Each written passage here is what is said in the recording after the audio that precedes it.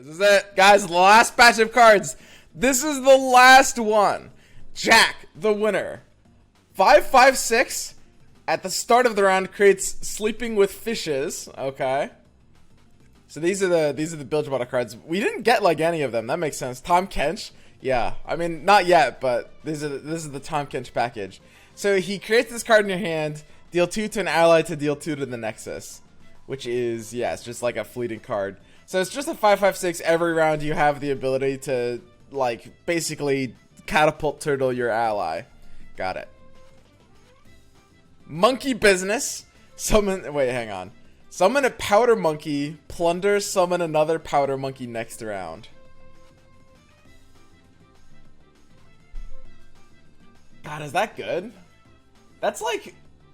That... It's not bad. The problem is, like... The problem with this card is... It will always be one on offense and one on defense. And, like... Depending on what your matchup you're in, you're not gonna want... You're gonna want two on the right one. You don't really want one on offense and one on defense. It's never, like, terrible, but... You would always rather play 2 on defense or 2 on offense, depending on the matchup. For the Fallen, here's the Elite Synergy. Summon an Elite, reduce my cost by 1. For each ally that died this round, summon a Dauntless Vanguard. Here we go. That's interesting. I mean, it's probably not really what Elites needed. But it's an additional point of Elite Synergy. Which one's Dauntless Vanguard? Is that just a 3/3? So basically, like, in an average game, this is probably going to cost, like, 3 mana. So basically, it's like... Is it really just a 3/3? Yeah, this is probably not what Elites needed. Oh, well. Pick an ally, recall all other... Woo! Hang on! 1 sec. It's 10 mana, obviously. Not great. Here, we're going a little bit deeper inside of Solitary Monk's lore. You know, that's pretty sweet. Thanks, dude. Okay. Will on steroids? Well, you say will, I say slow speed. This is interesting.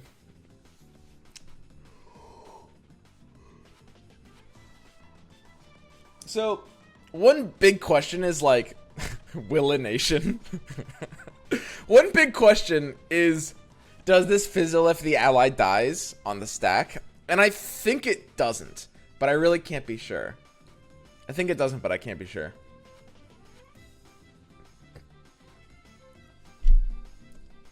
Yeah, it's a lot more like Ruination.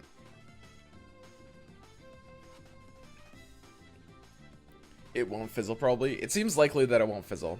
So, it's like a Ruination, except you're paying 1 extra mana, which is like a big deal. It's hard to explain how big of a deal that 1 extra mana is. There's so many Ruinations that are able to go off when you're at exactly 9. It's like Ruination, except you pay 1 more mana. It's obviously in a different color. That's a big deal. A really, really big deal. And you will basically... be able to keep 1 ally on board, which is kind of nice. I mean, they'll play their units again, but usually at this stage in the game, recall effects are just as good. Man, this is honestly... I don't hate this card. You can't play this on an empty board. I don't think this card is good, but, like, it's better than, like, absolute trash. I can actually see this making some sense. It's not gonna be good in general, but it's not... I can't call it, like, absolute trash. It actually might... It might have some situations. Isn't Mina just better? You can play this on turn 7.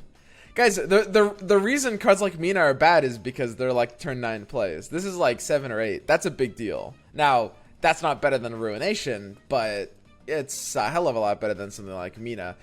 In terms of its ability to do that. Obviously, I mean, they're not necessarily similar cards. I would say if you're like a Yasuo deck looking for a finisher, I'd sooner run Mina. Basilisk Bloodseeker. 7/7/4. Deal 1 to an ally and an enemy 4 times. And this is a Noxus card. Wait, what? So is it targeted? Deal 1 to an ally.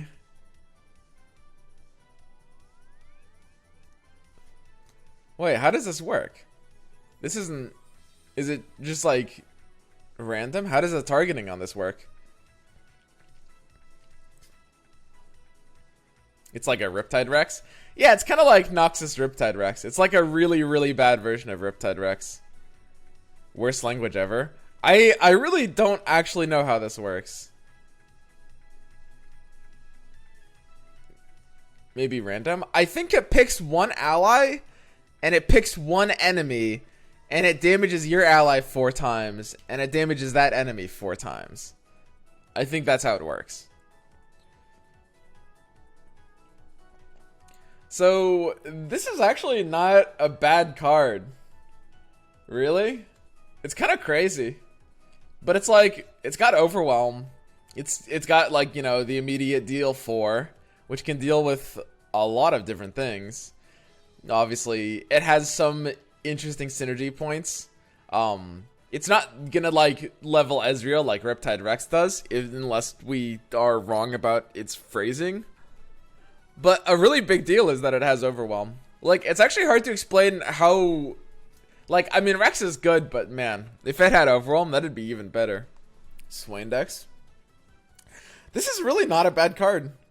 Like, I don't know if it'll be able to fit into Noxus decks. It's like a little too slow for the aggro ones, and it's a little too redundant for like the Swain ones, I think. But it actually, I could see it seeing like some experimentation in like the Swain, in the Swain ones. It has a decent chance of being redundant there, but you know, I can't rule that out. It doesn't say... Here's the interesting thing. It doesn't say deal 1 to an ally to deal 4 to an enemy. Which, like, if you play this on an empty board, does it not work? Like, how does that work? It kills itself? We really have to understand exactly how this card works. It's not likely amazing, but it actually looks like it has potential. Stun an enemy. What? If you have a Darius, rally. Whoa! Whoa! Okay. Holy shit! What? Okay. Yo, that's actually crazy. What? It's like a 2-mana Relentless Pursuit that stuns? What? Yeah, dude.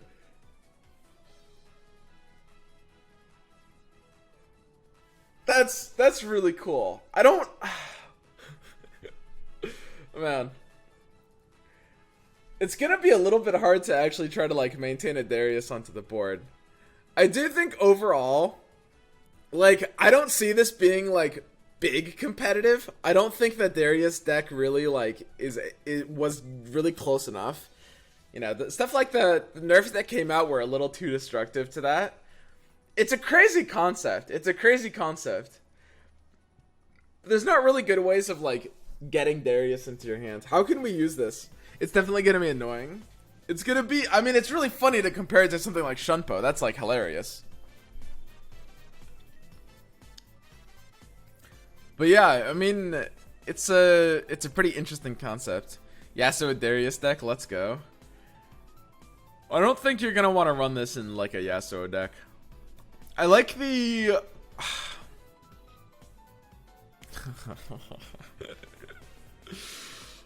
I mean, you just have to... So, there's a lot of problems with this card. The first is that, I mean, if your opponent interacts with your Darius while this is on the stack, then, you know, obviously you've kind of lost. That's pretty straightforward.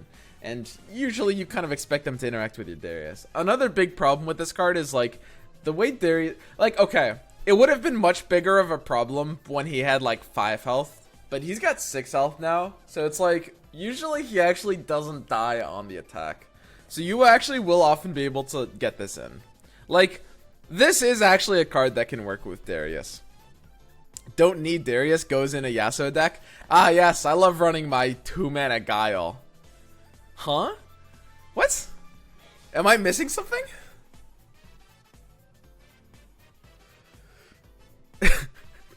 I don't know. This is actually a really funny card to try running with Darius. Tri-beam Improbulator. Oh god. Oh, it's gonna improbulate me. Okay, deal 1 to a unit. There's something. Okay, is it just me? Is this just my fucking, like, you know, my fucking how my brain works? When I read Improbulator, I don't know why that sounds sexual.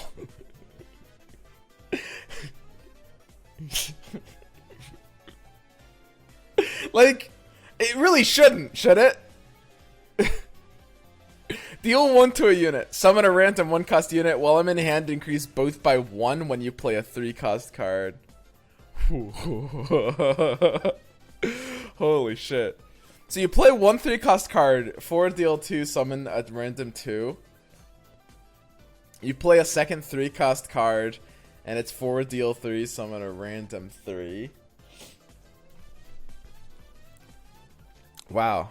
This card's actually, like, interesting. It seems like they were aware at a certain point in time that, like, Heimer's entire identity was just, like, play 3-cost cards over and over again because nothing matters except for elusives. So they're very aware of that, and they're leaning into it. Apparently, this is a straight up archetype that just, I'm gonna play 3 mana cards. It's kind of weird because they switched the 3 mana one, but yeah, I mean, hey, whatever. They're just trolling us. Yeah, they're keeping it around as a deck. Honestly, this card's not bad. So, you need to play a lot of 3-cost cards. It's kind of hard now that Flash is 4. And, like, the entire identity of the Heimerdinger deck kind of no longer makes sense. This is actually alright. So, if you play 1 3-cost card, it's 4 spell mana for a deal 2, summon a random 2-cost unit, which is a bit below curve, but actually acceptable. It's better than it looks. It's not great. It's a bit below curve. When you play 2, when you bump this up twice, then it's a deal 3, summon a random 3, and at that point, I mean, it's great. Like, that's already amazing. Like, so the question is, how hard is that going to be to do? How hard is that going to be to just, like, summon Monk? Yeah, it can summon Monk. That's true. If you bump it twice and you play it, it'll just pull a Monk and fucking flip your board, dude. Like, okay. Meme deck's getting ASOL. Like, it really can't be that hard to play a lot of 3-cost cards. Vault Breaker. You can combo with Vault Breaker or Hush. Hush is also a 3-cost. This is a 5-head card. I think this card might actually be really solid. Honestly, like, you'd have to build a deck where you have a decent amount of 3-cost cards, but it's really not hard to make it good. Star Shepherd. That's very wholesome. When you heal a damaged ally, grant me +2/+0. So, basically, all you need to do is hit that once, and it's a 1-mana 2/3. I mean, it's a slow 1-mana 2/3 that is going to have a hard time, like, getting value out of early blocks, but the really nice thing about this card is that it starts with the health. So, like, you play this on turn 1, you can either use it to gain attack by sort of chilling with it, or you can just block with it, and then enable a heal target that can also gain attack at the same time. So basically, how this is often going to work is you'll play it on turn 1, you'll block their, like, 2/2, or whatever that comes down, because a lot of things have, like, a 2/1 or a 2/2 that'll attack on turn 1 or 2, so you'll block that, and this should work off of itself. So it gives you a damaged unit on board to heal that will get itself a boost. So it's like, it saves you a bit of health on turn 1. Let's say they have a 2/1. That's going to be very common. You block their 2/1, and then it gives you a heal target. You heal this, and then this becomes a 3/1. Because, or sorry, it becomes a 2/1. Because it lost 2 health from the 2/1, so it has 1 health. And then, you know, you're basically turning its value into a 2/1 that can be healed up to a 2/3, right? This kind of seems nuts in a Soraka deck. I mean, this seems crazy. Gems can heal too. Yeah, gems can heal too. That's a good point. That's a really good point. I suspect there's not enough reason to run this before a Soraka deck. Man, is it? I mean, this card, it's potentially a little crazy. It actually is. You'd have to be like deep into gems, like Gems Tarek. This really is not bad. You could almost run this outside of Soraka. Like, I'm totally fine with that. I'm totally fine with just like running this thing in like a gem deck or something. Insane. Fledgling Stellacorn, 3 mana, 1/2, lifesteal, spell shield. So this is frightening. I look at this card and I see something absolutely terrifying. Like, this is basically just an absolutely ridiculous buff target. Like, if you just buff this card and give it either Overwhelm or Elusives. Oh, that's regen and not lifesteal? Oh. Never mind. Ignore me. Sorry, I saw the little, like, drop of red. I actually forgot regen was, like, a keyword that looked kind of similar. They look so similar, guys. It's lifesteal? Wait, what does regen look like? I thought that was lifesteal. Why did you guys lie to me? I was pretty sure that was lifesteal. Regen is a health pot? Okay, well, good thing they don't look so similar. Dude, this card is kind of fucking spooky. It's got fucking lifesteal and spell shield. Like, all you have to do is make this huge. That's all you have to do is just make this big. How hard is that? How hard is this to just make it grow a little bigger? It's like, I mean, what keyword can you give it? Tarek, Fledgling, Battle Fury. So you basically want to give it, in the early game, you want to give it permanent Overwhelm. Yeah, it's a good Tarek buff target as well, because Tarek is like, you know, you can double up your buff. So you want to use it, Lulu. It's alright with Lulu. It's alright with Lulu, for sure. I don't know if it's great with Lulu, but lifesteal is not really what you want with Lulu.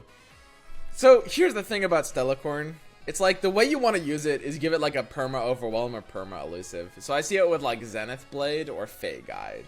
So it's like, let's imagine like the double float Zenith Blade. Just humor me for a second. So it's a 2/4 lifesteal, and then you just start buffing it more. And it's just like, if you just make it big enough, it's just like, what do they do? You need like hand buffs. What if you ran like Jeweled Protector?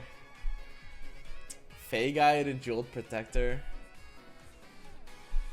It's a really good Fey Guide target. I think its cost might be just a little too high for its stats. It's like, I don't know. Whenever you see a card with 2 power keywords together, it can get kind of scary. Augur. Yeah, you could see it with Augur, I guess. You could see it with Augur. This is one of those like sleeper cards. Which is like, I don't know if it'll be good right away, but whenever you see a cheap, weak body, it is very important that this body is like a 1/2, guys. It's very important that the body is like weak for being balanced around the cost, right? When it has like 2 power keywords, like all you have to do is like slap shit on it and it becomes insane. It's basically the same thing as like Kinko Lifeblade, right? That we saw before when Lifeblade was absolutely ridiculous. Alright, if you behold a celestial card, grant an ally +1/+1 and spell shield.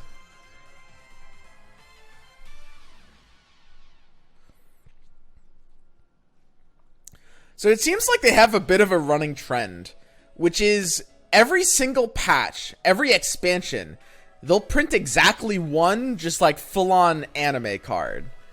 That's like just absolutely nuts. And like, obviously, last expansion, we had like the, you know, the Demolitionist, the anime Demolitionist. And now we've got the anime Sparkyologist. It's like, they're just trying to get the weeb vote, guys. It's so obvious. If you behold a celestial card, give something +1/+1 and spell shield. That is not 1 round spell shield. That buff is not 1 round. Like, what the fuck? This card is actually pretty stupid. This is a really stupid card. Like, it's not as stupid as Anime Demolitionist, but this is a really good card. Like, it's pretty good. This is the most competitive card we've seen so far in today's reveal set. Like, you will be able to do disgusting things with this. Okay, Grandfather Rummel. Grant an ally for health.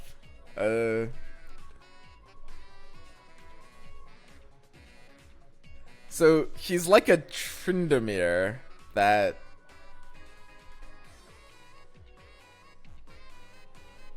dies right away.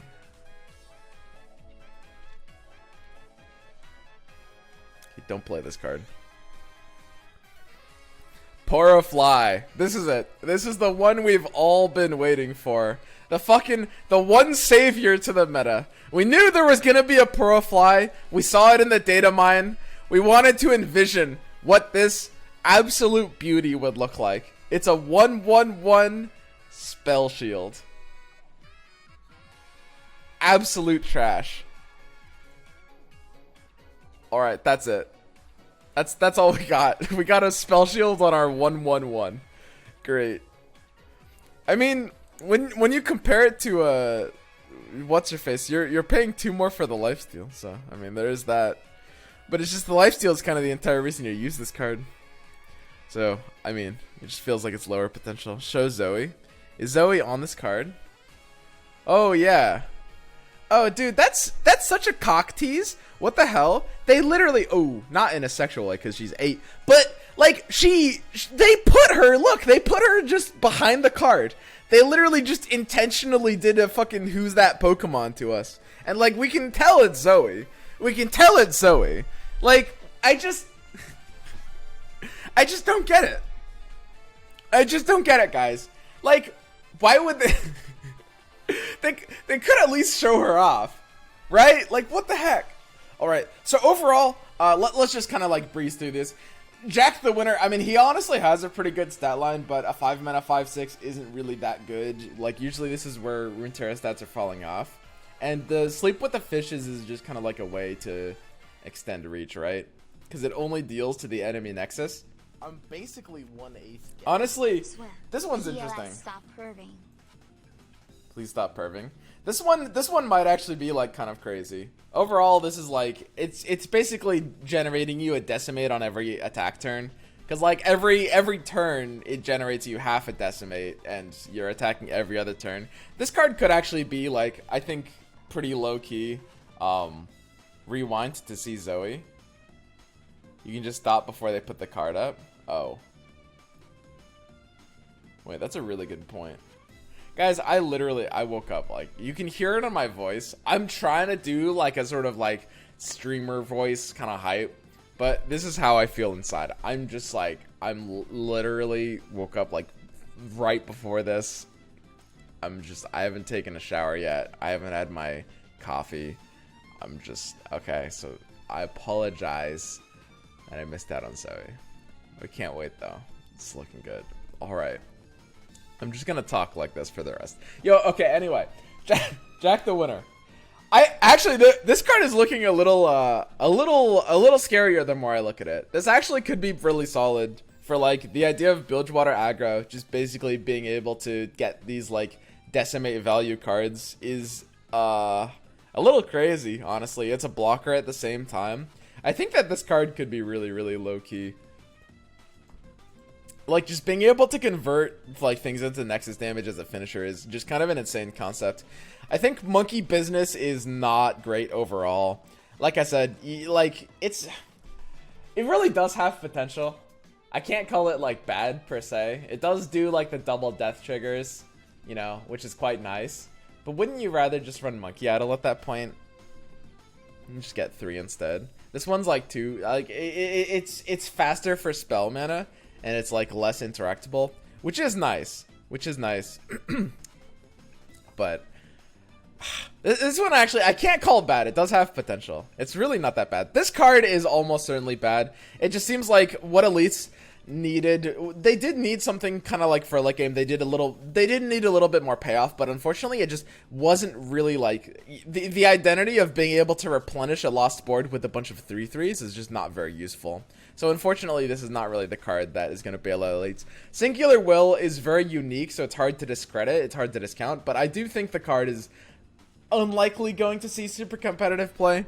It's probably like at 10 meta, it's probably just a little too awkward. A lot of people are saying it could make sense in something like a Yasuo deck, and I don't think so. I mean, Yasuo doesn't really need this kind of effect. It's like, Yasuo deck building is usually, you actually don't really want to run too many stuns or recalls because they have like significant diminishing returns. And this is not the kind of effect that you're gonna get like highest value out of there, right? It's like, you might be better off running something like a Mina at that point in time. It's possible, I don't know. It's possible I need to actually like talk with people that play more Yasuo, because I might be underrating this card's ability to hit a Yasuo deck. It's really, it's not a terrible card though. It's a Heimerdinger for sure, because it's hard to evaluate. It's probably a little hard to see play, but a powerful concept in theory. Basilisk Bloodseeker is actually kind of interesting. This card's sort of super sweet. I don't know, dude. It's a little crazy. Because, I mean, I look at this card, and it's really not bad.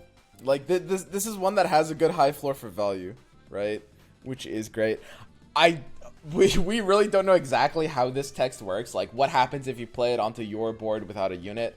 We don't know for sure. Some people think it kills itself. Some people think it doesn't deal damage to anything. Some people think it only damages enemy. I mean, honestly, I don't think there's really, like, big reasons for it. It can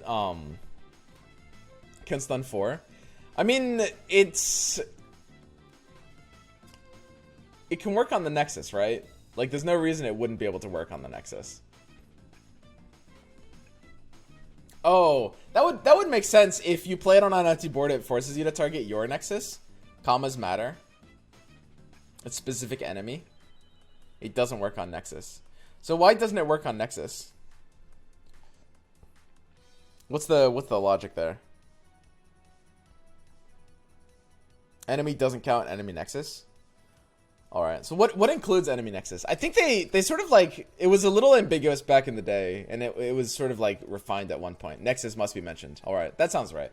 Yeah. So unfortunately, I mean, we don't have that ability to like troll the Nexus like that. This actually does have potential though. Like, you can see running it in like some Swain decks or some aggro things. This is like the rally card. This is hilarious. I think that this card is actually pretty good. You can't run a lot of this card. The only problem with this card is kind of like the Darius style deck in and of itself. I think that there are just some flaws to how that deck wants to build. And Populator actually has decent odds. Let's go, like, I want to go through after this and count up everything, but Impopulator actually feels pretty solid. This feels like one of the better cards here that actually has a decent chance of seeing reactive play, especially with how PNZ wants to build and how they want to, like, you know, do their deck stuff. When you play, like, a 3-mana Thermo Beam, it also, like, counts as a trigger for this card, presumably, which is nice. This card's insane. This card will be absolutely bonkers when Soraka comes out, obviously, maybe only in that deck, but until then, this is actually a card that's, like, usually when you look at these synergy cards, it's like they're not really going to be great until that comes out. This is one that actually could even be good before that comes out, which is kind of crazy. I mean, we do have a bit of healing in the game, right? So all we need to know is that, you know, we've got gems that do a little bit of healing. We've got something along the lines of, what is it? What, Guiding Touch? Guiding Touch? That does a little bit of healing as well. And if Soul Shepherd is going to find a deck in the meantime, it's going to be off the back of those cards. Stellacorn's probably a little too low potential. At the end of the day, I think anything with 2 power keywords lumped together is kind of crazy. It just needs to be given either Overwhelm or Elusive and then just buffed over and over again. The thing is, like, it's really hard to explain how big of a deal it is to have, like, that built-in spell shields. Like, it's just so buffable, which is so great. So this is like a Heimerdinger for sure, which is like, it's pretty much a bad card, but this is a combo piece for something that probably just doesn't really have support enough yet. Giddy Sparkeologist. If you behold a celestial card, grant an ally +1/+1 on spell shield, which is one of the stronger cards here. This is basically a way of just like transferring that like permanent spell shield.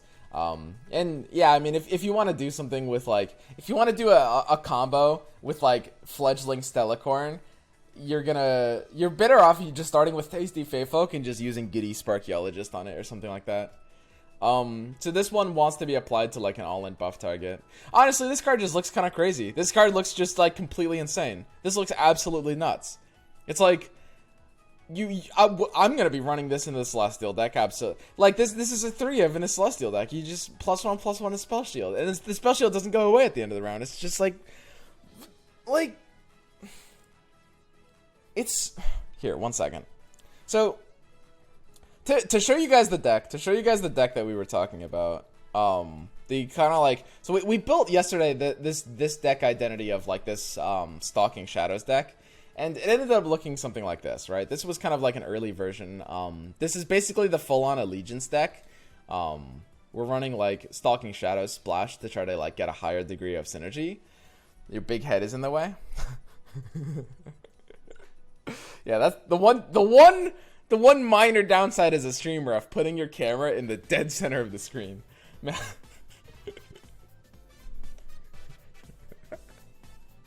But anyway, basically, the only problem with running it in a deck like this is you might have a hard time finding a good target that you actually really want something like Spell Shield on, which I think could lean this deck back into the brown direction, just because the ability to like have a value target for that for free, have like that extra like buff, is going to be, I think, really impactful. So I could see that. I could see this deck basically taking a step back, going back to Braum instead of Stalking Shadows, and then yeah, just literally throwing in this card, this Giddy Sparkeologist, because of that, right? You can use it on Luna, and that's okay. Okay, and then that's basically it. The big grain pug eyes kind of poop and Porifly is like, you know, sort of a jokey meme card. But that's the initial impressions. These are it. These are the final reveals, guys. This is it. This is the final cock tease. I think someone was saying there might be patch notes. Are we actually getting patch notes today? Is that something we know for sure? Because that would happen in 30 minutes, right? If we're getting patch notes today, that means we're getting them in 30 minutes at 10.